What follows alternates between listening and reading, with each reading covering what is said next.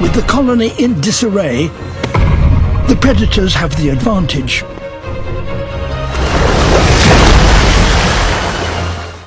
Carmine bee-eaters have flown hundreds of miles from the rainforests of the Congo, arriving at the peak of the dry season, when steep sandbanks are exposed by the falling water. They're a perfect place to nest, out of reach of predators from above.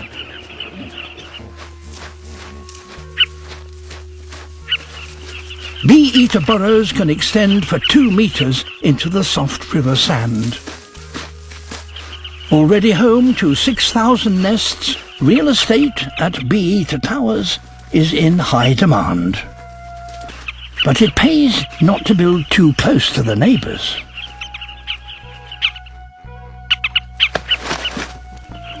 As more birds arrive, competition for the best nesting sites heats up. It's thirsty work. In the sudden commotion, they're vulnerable from below and above. African fish eagles.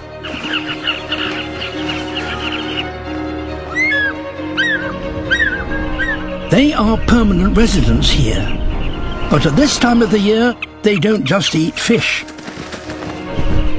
The safest place to be is inside a burrow. But an eagle flyby sends shockwaves of panic through the colony.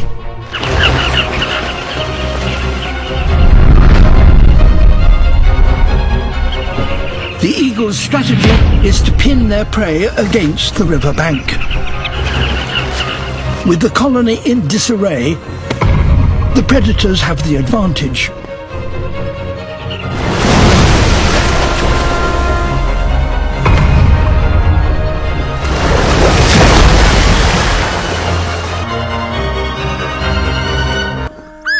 These fish eagles also choose to breed in the dry season because they need the bee-eaters as food for their chicks.